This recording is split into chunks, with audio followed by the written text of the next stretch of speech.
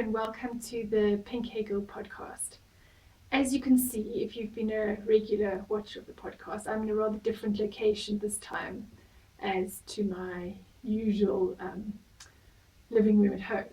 I'm in Pretoria, like I said I'd probably be when I recorded the next podcast, except it's quite different from all our plans changed actually.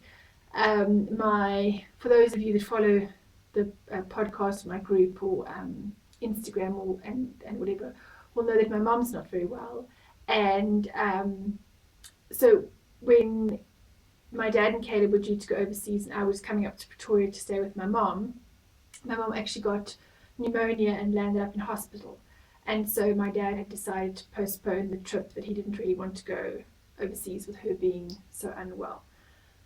So I didn't come up then as planned to cover that time that they were going to be away for the chemo.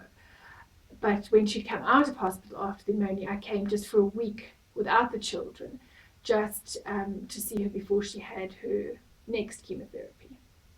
So that's what I've been doing this week. So I wasn't here for the 3 weeks I'd planned to be earlier. It's just a much shorter time this time, just to she'd wanted me to be there before her chemotherapy because she said after the chemo she feels so unwell that she just sleeps most of the time, and that she would like to enjoy the visit a little bit with me. So if I came before, then we could spend some time together. She unfortunately wasn't very well last night, so is actually back in hospital again. So it's been a little bit stressful, but yeah, it's been very, very nice to just be here and see her and spend some time with her and stuff. So I'm going home on Tuesday. They seem to have ruled out anything serious in the hospital, but they're just wanting to keep her until tomorrow, just to check with the doctors that everything's okay. So yeah, I'm back in Pretoria for the first time in quite a long time. I was here for a friend's wedding, not so a while back, and but I literally sort of flew in, went to the wedding, and flew out the next day. I haven't actually been here and stayed in sort of 4 or 5 years probably. I think since Titus's first Christmas, and he's born in February, so it's the sort of December of that year. And I haven't really been back since then. So what's really interesting, the most amazing thing is it's a Jacaranda time of year. And so it's been really beautiful to be in the city with all the Jacaranda trees flowering and all the rest. That's been really beautiful. I miss that, I must admit. That is one of the things I miss about Pretoria when I'm not here. It's known as a Jacaranda city. The Jacaranda is certainly not indigenous to South Africa. I think it's actually an Australian tree. But an awful lot of them were planted here and down, especially in the older part of the city, down all the main sort of streets, so when they flower, just the entire street just sort of lined with these blue, purple, beautiful, beautiful Jacaranda flowers. And of course the Jacaranda tree was the inspiration for the Jacaranda shawl, which is in my book, which I'll talk a bit more about and tell you a bit more about later on. So yeah, it's been really beautiful to be here now with the whole Jacarandas flowering, all the rest. That's been really stunning. And but what happens, maybe it doesn't happen to other people as much as me. I'm not very good at directions, and I remember after we'd come back to South Africa, and I can't remember where I was, but I'd obviously been using the GPS quite a lot and getting lost, and as I do. And we were literally reversing out of the driveway of a friend's house. We hadn't actually gone anywhere yet. And Caleb turns to me and he says, "Mommy, are we lost?" We'd literally reversed. We hadn't even gone anywhere and he was convinced we were lost. So I don't have a great internal map. I have to be somewhere quite a while to figure out where I am. So in Cape Town, it's taken me a bit of a while to sort of, figure out the map of where I am, what I'm doing, and all.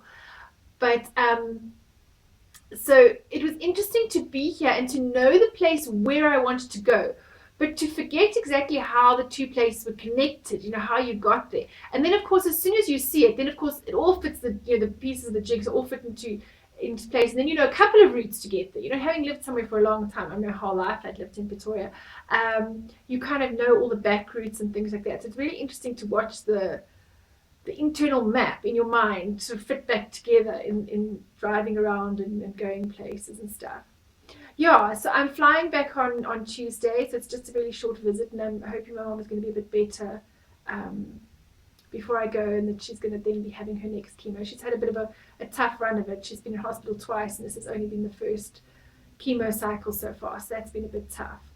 But yeah, I really wanted to quickly do a recording. I haven't done one in a while. Tell you a bit about what I've been doing, and just say hi. I want to talk a bit about the generosity of knitters. You know, I mean, I know knitters are like amazing people anyway, but I've just been so struck and so overwhelmed during this time that my mom has been sick. People have just been so unbelievably generous and kind. And I mean, I joined there's a breast cancer group on Ravelry, and I joined there and was just asking sort of some questions, and people have been so supportive and so kind, just sharing their knowledge and all the rest. And um, people here in Pretoria, Vicky V made a meal for my parents and a shawl for my mom, and dropped all that off, you know, when I couldn't do it. And next week when my mom has chemo, she's going to, you know, make a meal for them again, because my mom doesn't feel like eating very much, so she makes something for my dad, and then he can kind of have it over sort of 2 days. And people have made things for her, and Sue, one of the excuse me, one of the Joburg knitters, popped in on Friday and brought a whole bag of goodies for my mom. Her mom had gone through chemo, and obviously, you know, she put things in the bag that you know somebody needs. Obviously, when you've walked that road with somebody, you know, such useful things, and stuff for dry lips and cream and mouthwashes, and she knitted a hat for her. And yeah, I've just been overwhelmed with people's kindness and generosity and love towards us. It's really been quite amazing. And just on the Pink Hair Girl group, just how many people have been supportive and have sent messages and encouragements and all the rest. It really means the world to me. And I know that, you know, even for me, being far away usually from my mom, it's so difficult when you're far away to know what to do, what to say, or how to help. But just really, you know, knowing that there are people that are being supportive has been a tremendous help to all of us. So I just wanted to say an enormous thank you to everybody that's made things for us and just sent messages and been so extremely kind to us. It's been quite overwhelming, actually. Yeah, it's been a really nice time to be here. I think I must have commented to quite a few people now. You know, I have 3 children, and because I homeschool them, my kids are around me all the time. And one of the most interesting things about being here is how quiet it's been. You know, my parents' house is extremely quiet, and interesting. My parents are very interesting, and there are lots of sort of interesting artworks, and it's my dad did a fine arts degree as well as being a doctor, so there are lots of very interesting things around. And there is a sense of, I mean, I've watched all these things being collected in this house over time, and there is a sense of being home, being in a familiar, comfortable place. And it's so quiet and it's so tidy. You know, everywhere you leave stuff, everything just stays there. It's like, you know, you don't spend. I mean, and the geek is so good. I mean, Emma's brilliant. He's looking after the kids now that I'm away and giving me this sort of time off. But you know, even when I get time off at home, what I'm normally doing is then packing the dishwasher, doing the washing, cleaning up, putting stuff away. You know, children just seem to accumulate an awful lot of stuff that kind of piles out of their bedrooms into the general living space. It all needs to be kind of put back in this sort of constant cycle of dealing with 5 people and all their stuff. So, you know, it's whereas when we're here, everything just stays in its place and everything's quiet and organized and orderly. It's been really good to just collect my thoughts and have some, you know, time that's quiet and just sit and relax and knit with my mom while we watch TV, or yeah, just been able to, you know, do things, little pampering things for her and do her nails and that sort of thing. So yeah, it's quite an interesting experience to be a mother in the throes of loud, busy times, and then to be somewhere so quiet. And of course I hear from the geek and the children how things are going, and it sounds, you know, chaotic as usual. So I am enjoying my few days off. Yeah. Hi. I just went to go help my mum at the hospital to shower and get changed, put clean clothes on, and get her settled for the night. So I'm back now, and let's move this podcast on to the knitting bit. So like I said, I'm here in my hometown of Pretoria, so I thought I'd tell you a little bit more about the Jacaranda shawl. And like I said, the inspiration is the Jacaranda trees, and they bloom at this time of year. They're kind of the signal of spring. Um, Winter in Pretoria is very dry. It's the dry season, so everything gets very cold and quite dry, and the grass goes all brown. The whole landscape over the area is sort of quite dry. And it's quite amazing because the jacaranda trees get their flowers before they get their leaves. And the flowers all come out first, and then the leaves sort of start later. But it really is the sign of spring. It's a kind of the indication that winter's come to an end, and it's going to be summer now, and it's going to get hot. And Pretoria doesn't really have a particular, the four seasons, you know, the winter, the summer, winter, spring, autumn, summer, autumn. Do you think I could say seasons in order by now? Anyway, they really just have winter and summer. I remember at school you used to go from being really cold and sort of cardigans and jerseys and things like that, and then within a week it would all be hot, and I mean hot in the evenings and everything. In Cape Town at the moment still you need a cardigan in the evening, and it can still get quite cool, and there are plenty of cool days, you know, cloudy, and it just doesn't get like that in Pretoria. Pretoria, once it starts getting hot, it is literally hot from September all the way through until end of April, May, and then you get those few months, sort of May, June, July, August, it'll start warming up, and by September it's hot again. So it really has a very, very long summer, which I took a bit of getting used to in Cape Town, because Cape Town's really got the sort of four seasons, and a lot more spring. So while Cape Town at the moment is still very much in spring, and you still need to take a cardigan with you or a jersey with you if you go out, and I wear a lot of shawls still. In Pretoria it's quite hot at the moment, so even in the evening you don't, I mean it's 7:30 at night now, and it's warm still. It's really warm.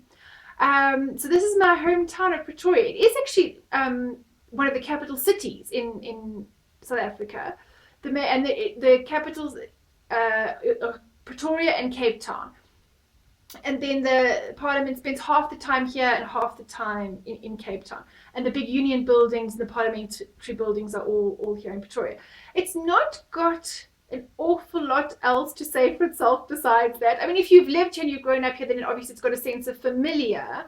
But I'm not sure that as a tourist you would come maybe much more than just to visit look at the parliamentary buildings and a couple of other interesting sort of places in Pretoria. It's not a sort of a tourist hub, nothing like Cape Town, of course, you know. But it's home, you know, it's where I've grown up. I went to school here.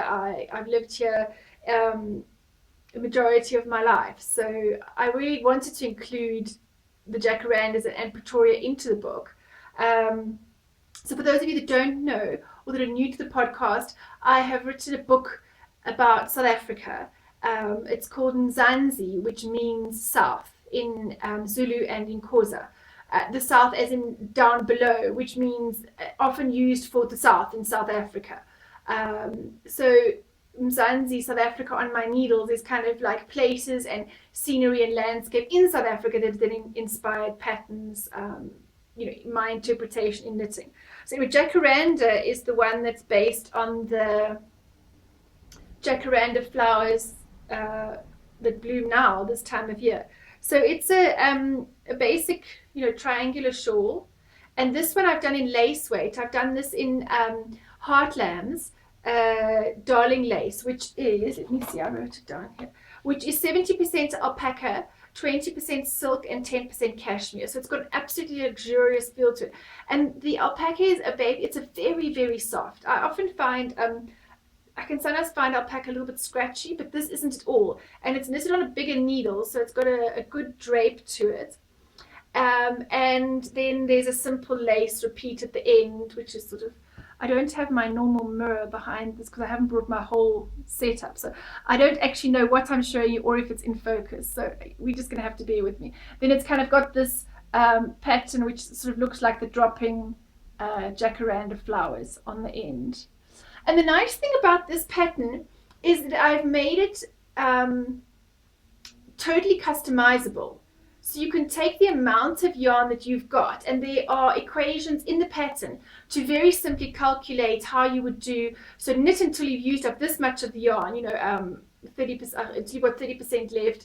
Then do some simple calculations to work out your lace pattern, get your kind of a simple setup row to make sure you've got the right number of stitches for the lace edge, and then it's just the edging which goes down from there.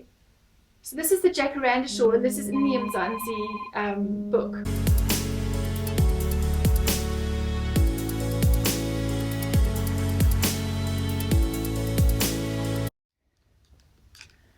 As I'm sure you'll notice, it's a new outfit. It's actually a new day. My phone rang at the end of talking about the Jacaranda shawl. It was my dad coming home, and so the rest of the podcast needed to be put off until today. So I finished telling you about the Jacaranda and the Jacaranda shawl for the book, and I thought I'd move on to what I've been knitting and what I've finished. So I do have some finished objects actually. The first two have already been sent off. You'll remember that I was doing the little Heidi Bear's animals to finish to send off to my sister. They were supposed to go with Caleb and my dad, but I managed to find another, of course, very kind knitting friend, Kate the Cat, who is going to England just this past week, and she very kindly agreed to take some of the things that I was going to send with Caleb and my dad, and to bring some things back for my mother's blankets and for other things like that. So that was really kind. So I managed to finish on time the Nelly the elephant, and I'll put little pictures of that in, and the Puff the Magic Stegosaurus. Now Puff the Magic Stegosaurus, I did like the pattern said, and I put the little plates on the back, the little plates on the back. But then Titus, who of course is an authority in dinosaurs, told me that it wasn't finished because it didn't have spikes on the tail, and Stegosauruses have plates along the back and then they have spikes on their tail. So he made sure that I knitted some spikes, which I just sort of did a chain of crochet and then single crochet back, and that was it. Just kind of make it a little spike. So I made some spikes on the tail, and I asked him if that was okay, and it wasn't still quite to his liking, but it was better now that it had spikes on its tail. So those two have gone off to England, so that's grand. And then I finished my Mind the Gap socks, which seems to have taken forever because of everything else I kind of did in between. I did it in the absence of sock blockers. I'm going to have to show you on my foot, and of course again, because I don't have my normal trusty mirror behind this, I can't tell what you can see at all. So there's one, and here's number two, just to prove that I have actually made two socks. And like, surprisingly enough, by the time the sock was long enough, I just happened to be at exactly the same place. So two toes start exactly the same, and I did the OMG heel for self-striping yarn. So that's there, and the stripes match on the toes and everything, so I'm quite chuffed with those. There were some pictures, I knitted them a bit while I was on the camp. I remember talking a little bit about the camp and my dread of camping, and there's a whole blog post on my blog if you want to go and have a look what we did with the children and what it was about.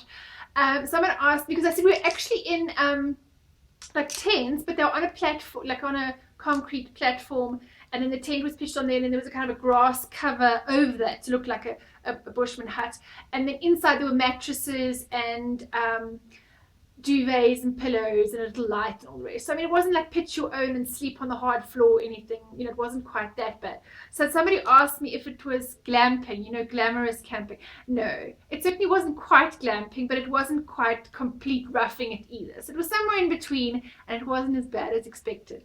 But still, I would quite like a long break before I have to do any of this camping malarkey again. But it was fun, and the kids had a grand time, and you could see they made bows and arrows, and they did camouflage, and they did saw tortoises and all sorts of things. I mean, there were loads of pictures on my blog all about that. So I knitted some of these on the camp, and I actually put the heel in on the second one and knitted these when I was on the airplane coming up here to Pretoria.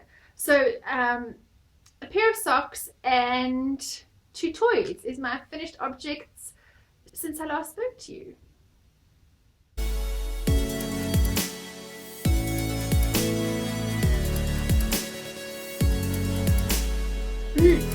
besides things that I finished, the other thing that I've been working on was, and I actually just finished this one today, was the Hope Can Rock socks by Judy George, and who's a South African designer as well. And these are her sort of breast cancer socks. They have a little the breast, she did hers in pink, and they have the little breast cancer ribbon on them. I don't know if you can see that there. And yeah, so I've done one. So this is like what is it called? A hoe, half a finished object. And these are for my mom. And this is in the Hartlam. Now I want to say the Calvinia, but it's not, because the Calvinia is the one that's just the sock wool with the nylon. This one is called Toasties, the colorway, I know that, and it is Merino, Superwash Merino, Cashmere, and nylon. So although it's got the nylon in for strength, it's also got the cashmere in it. And so I've said to her, they're not particularly wear in your shoes going out socks. They're much more sort of bed socks and slipper socks to keep her feet warm, especially since the chemo can sort of change your body temperature quite a lot. So those are my half a Hope Can Rock socks by Judy George. And she's really chuffed with them. She really likes them. It has a little picot edge on the top in the pattern, which is really pretty. But I was worried that it would sort of fall down, that it wouldn't stay up as well, especially in bed, in and out of the covers and that kind of thing. So I've just done a 1x1 rib on the top. And I did the larger size of these. I finished these today when I was sitting chatting to in hospital, actually. What else am I working on? So that's what I've been doing. I've mostly been finishing the toys and these socks for my mom, and trying to and I also finished my Mind the Gap socks. Oh, I didn't say the Mind the Gap socks is in Trailing Clouds yarn, her Blue Face Leicester and nylon blend. The other things I'm working on is that's actually my dad home, so I might have to cut this short. You might actually get the next part of what I'm working on tomorrow. That was just Dad. He was off, came home quickly to drop off some shopping, and then was off to go and see my mom in hospital. So I was busy telling you about my works in progress. So the other one that I'm doing, I probably should call this one hibernated for the moment. I will get back to it. This is the Edina Mitts by Claire Divine.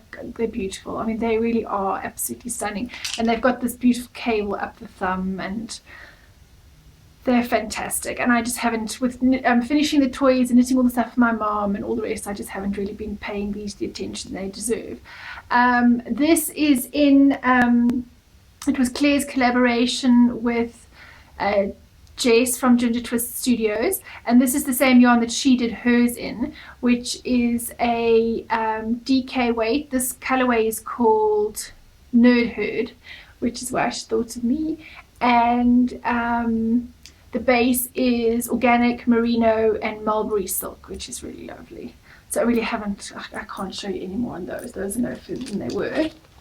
And then the other thing that you may have seen, which of course now I can't find. Oh, here we go.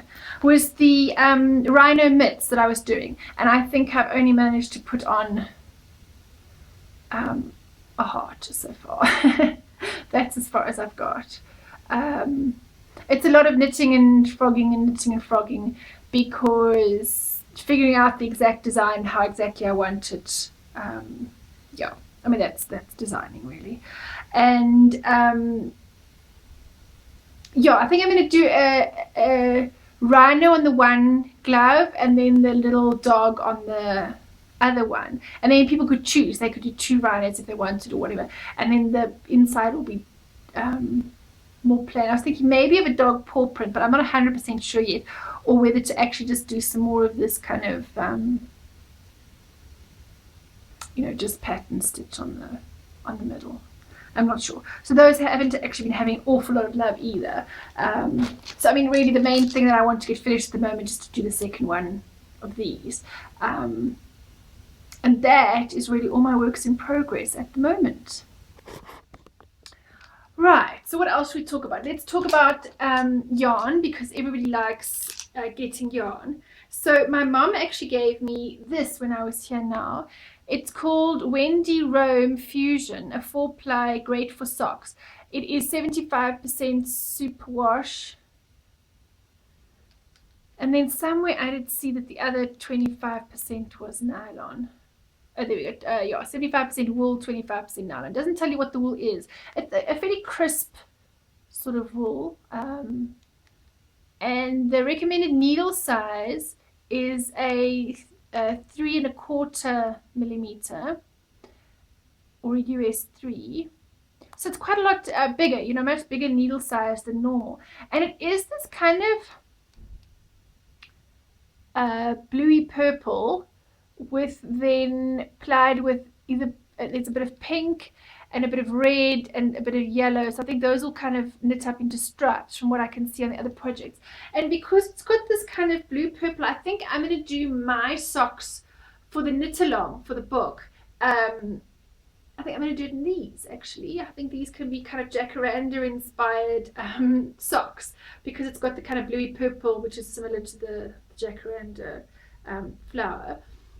I don't have any of the prizes to show you, the knit along prizes at the moment, but there are really some fantastic prizes. Now, just to remind you about the knit along is on the Pink Hair Girl Design group, and you have to be a member of the group to enter. And it started on the 12th of October, and it will finish in December sometime. I'll put the exact date up. And you can, it's called the Where I Live knit along, because the book is all about where I live, but I'm quite keen to hear about the places where you live and what you do and your color inspirations and all that kind of thing. So it's called the Where I Live knit along, and you can enter any pattern in any yarn, whatever you like. You just need to have some kind of interpretation of where you live, and it's pretty open, really. I mean, it can be that you've knit a certain thing because it's cold where you live and you need a hat or whatever, you know. It can be the colors from something, and there have been some really cool projects so far that people have kind of used various interpretations for, so that's really great. I haven't obviously got all the prizes with me to show you. I will put a little insert, but I mean to say there's a lot of yarn. There's Michelle from Hartlam has very kindly donated some sock yarn which is the same base and the same color that the Josie socks that Claire Devine designed for the book are in, that foundry color, which is, I mean, those socks look gorgeous in that. And then there is another sort of a purpley color. It's not the exact same purple that I used for my Jacaranda shawl, but it is a beautiful purple that certainly would be brilliant for a Jacaranda shawl in a lace weight, and she's included that for the prize. And there is little African inspired buttons, and there's project bags, and there's Wilson's toffees to put with a lot of the prizes, and beadwork and tea towels with typically African recipes on, and like it's really cool. I've tried to get a lot of stuff either made by South African artisans, or it has a sort of South African feel or theme to them. So it's quite a fun knit along. So come and join in, and the knit along will run until the kind of middle-ish of December. My only question was, and I'd love some comments on this, I know that this time of year, especially November, December, is some people use this time to knit gifts and to sort of do Christmas knitting and stuff like that. And if anyone's finding the deadline a bit pressured, because I have said that if you knit anything, you can enter as many times as you like. Any knitted crocheted project counts. Cool. And you get extra points for knitting something from the book. So any entry into the draw, you know, finished object, you get 1 entry, and if you've knitted something from the book, you get 2 extra entries. So essentially 3 entries from knitting a thing from the book. But if anybody's finding, and this time of year is crazy, I don't know about anybody else, but there just seems to be so much end of the year stuff going on and really crazy stuff. If people would like a bit of an extension, like that we make the knit along a bit longer, I'm totally okay with that. So I'd love some feedback from you about that, or if people are happy with it as it is, that's fine too. Maybe let me know what you think. I just know it's such a really crazy time of year, and this is a very relaxed knit along. It's just enjoying the book, and as I tell you about the different patterns and show you the different things, it's just some things from around South Africa that would be fun for prizes and stuff like that. So let me know. Anyways, that was because I was telling you about my socks that are slightly sort of jacaranda-ish bluey purple that I'm going to use. Obviously I can't win all the nice prizes, but yeah, so be it. So that was what my mum gave me, and then I took the cow train today, which I haven't done before, and between Joburg and Pretoria, it's a new train that sort of said, we don't have fancy trains here in South Africa very much, and they set up this train service between Pretoria and Joburg, and between both that will then go to the airport, and it's a kind of branch that goes to the airport. And I know for most countries that have trains that crisscrossing running all over the place, this is really not such a novel idea, but for us South Africans it's quite impressive. So I used the car train for the first time today, and what would normally be a fairly long car journey, and it's not a very nice highway, and there's lots of cars, and you've got to kind of fight your way through. It was 36 minutes on the train. It was really quite grand. So it was quite fun to do that actually. And I went to go meet my friend Sally, who's called Wool Diaries on Ravelry, who has a podcast out. She's just started podcasting, and she's got one episode so far, and it was going to be a weekly podcast, and then she got unwell. So I'm told that it will soon resume again, but go and check out her first episode. I think it's just on YouTube under Wool Diaries, which is otherwise on the South African group. There's also links to it there. So I went to go and meet her in Rosebank, and she had some great presents for me, which was wonderful. First of all, she had some in this whole project bag and everything with little jelly tot bears on them. Some socks for Rachel. She'd been knitting them in our virtual knit night and really wasn't enjoying the yarn. She just really said it was very, what did she call it, fuggly yarn. It's this sort of yellows, and it's one of the opal, I think. I don't think the actual band is in here. It's one of the opal ranges, and it's mostly yellow, but it's quite sort of bright, and it's got some other colors and bits and pieces, and she really wasn't enjoying it very much. So she said, and I mean, as you know, Rachel's got a great thing for yellow, and so she said she would gift them to Rachel. We must just finish them because she doesn't want to knit on them anymore. She's just really not enjoying them. So we've got two, well, one and a bit legs so far, and then I'll put the heels in, and we just need to finish the feeds. And Rachel's been moaning that she doesn't have any socks, and I haven't knitted her any socks, so this will be quite nice. I don't know that she'll totally be able to finish them herself, but that's her socks, so I will make those for her. She's got much smaller feet than my enormous feet, so yeah. And then she sent some one of a kind yarn for her as well. It's singles, and it's got yellows and purples and blues. So I think Rachel quite enjoy that. So that was all for Rachel, which was very nice. And then she sent some the sugar and cream cotton for Caleb to make him something, the proper dishcloth cotton for Caleb to make himself something in nice and green, which I thought was very sweet. So that's for Caleb. And then there were some buttons. I've lost the other one. I had 2 packets of buttons here somewhere. I was organized at one point. Aha, there we go. Some little buttons, C buttons, and then animal buttons for Titus. So we'll do something with those, or make him something he can sew buttons onto. So for Titus. And then I got a whole bag of yarn. She sounds really spoiled. She often uses the Regia sock yarn, and I've never used it before. So she bought me the two balls of Regia sock wool, and I'm sure everybody knows Regia. It's only new to me, which is 75% wool and 25% nylon. machine washable. And yes, I mean, I don't need to tell you guys about red gel. Like, everybody uses red gel. It's only me that's never used it. And I don't know what colorway this is. Does it just get a number? Yeah, it looks like it just gets a number. Color 1976. There we go. So nothing, no fancy name for that. In this sort of pinky color, which is quite nice because then I can go choose a sock pattern that's quite you know, lacy or detailed or whatever, whereas a variegated yarn might kind of get lost in there. So I might choose a, you know, a nice pattern to that. And so I got that red here and some opal. Also got some nice yellows and purples, so I might make that for Rachel.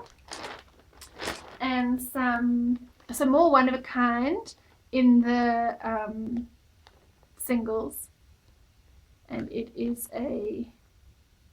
says 3 to 4 plus. I guess it's about a sock weight, but in singles.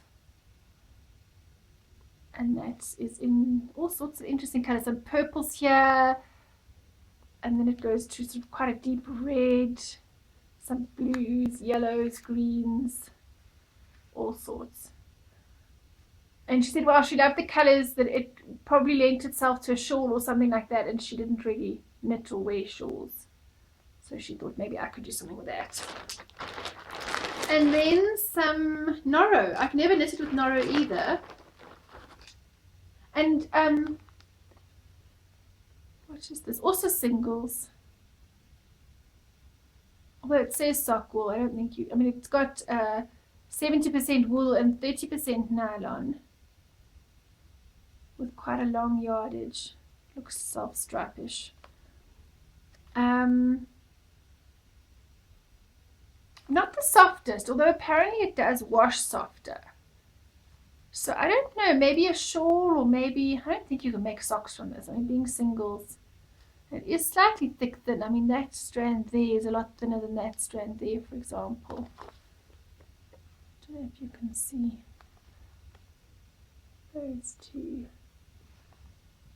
I don't know. I think I'm going to go and check on Ravelry. She said she wasn't sure what to do with it, so she thought I might like the colors. And so I think I'll go look for some project inspirations on Ravelry and see what other people have done with it and how it knits up and stuff. I mean, it should hold up quite well with the nylon. But anyway, that was really interesting. So those were all my new yarns I got today from Sally when I went to visit her. So that was fun. And I also, while I was here, there was an opening of a shop in the waterfront in Cape Town, which I didn't get to go to, and they had said that there were some presents for me, and so I had met the lady at her Johannesburg branch just to sort of say hi and stuff and to get my presents. Now these are hand painted on ostrich eggshells, should I say, and then I don't know if you can see that. And they'd sort of stalked me on Instagram and blog and all the rest, and had chosen these ones with the pink and the orange in, which was really cool. You know, I think they'd done a good match of me and the product. And then there was a scarf as well. This is a merino one, and it's kind of woven in the center and then sort of tenderly on the side. And she had two which she put together and then put them on together, and it looked really cool like that. But that's if you just do, you know, if you just do the one.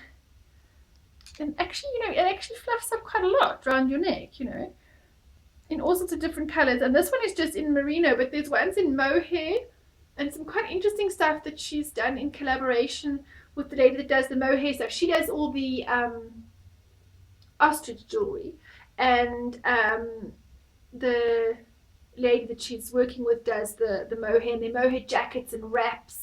And all sorts of beautiful things. But I mean, some of the, I'll put some pictures in as well of this, and I'm going to do a blog post on it too. some of the your ostrich painted stuff. It's just phenomenal. I mean, it's really beautiful. And there are Christmas tree decorations. I'll try and get a picture of one of those as well. I mean, they're just beautiful. All beautifully hand painted, double-sided Christmas decorations. They're absolutely beautiful. And then there are some like some are in a iPad size and some are a bit bigger. Like I took a photo of one that Sally really liked. It had those kind of sugar skulls on them, and every single handbag, that one's got actually a satchel, it's got your bag handle inside. Every single bag is different. I mean, they really are beautiful. So I'm going to do a whole blog post on them. So I got this as well today with my lovely earrings, which is, I'm dead chuffed with these. I must admit, these are very me. I'm really, really pleased. They're such pretty earrings. So I did quite well today with all the yarn from Sally and my pretty earrings. And then I came back via the hospital to see my mom, and she was looking heaps better. So that's good. And I actually go back tomorrow. So I'll go, they're going to keep her in, they need to do some more antibiotics, they were going to keep her in today, and then she'll have her chemotherapy tomorrow morning, and then I'll bring her home. So I'll have sort of the latter part of the early part of the afternoon with her, and then I fly back to Cape Town after that. So this has kind of been my little trip to Pretoria. I'm looking at my notes to see if I told you everything that I was going to tell you. So I told you a bit about Pretoria, what I'm working on, what I finished, the nice yarn I've got, and sorry about all the interruptions. There've kind of been 1,000 different interruptions to this episode with outfit changes and everything in between. But I wanted to do a bit of a recording here while I was in Pretoria and just let you know what I've been up to. And I'm not going to get to edit this before I get home, so over the next few days I'll edit it and put it up, but at least it will be something, and I will get back into the normal schedule when I'm back at home.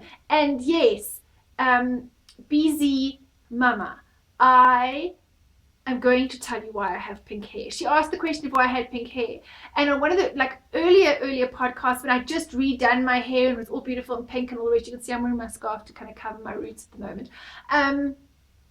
I had planned to tell her all about why I had pink hair, and then I got totally involved in something else in that episode. Oh, I think I was talking about my lash cardigan and having a small freak out about Outlander.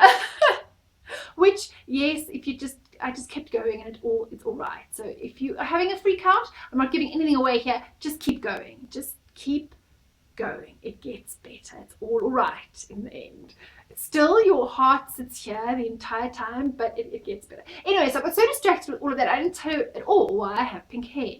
But talking about her, it was funny, I was watching Cara, that's got a podcast called Knit All the Things, and she was talking about BZ Mama, or the way we would say it both in South Africa and in Britain, we say a Z for the Z, which doesn't quite sound as nice. BZ Mother does not quite sound as good as BZ Mother. It's just like that stupid alphabet song. So it's not a stupid alphabet song, but if you want to teach your children the alphabet song and you're from Britain or South Africa, it's kind of an anticlimax, because now I'm going to sing, so please excuse me because I don't have a very good singing voice. But you know, it's the A, B, C, D, E, F, G, H, I, J, K, L, M, N, O, P, Q, R, S, T, U, V, W, X, Y, and Z, which then rhymes with the whole,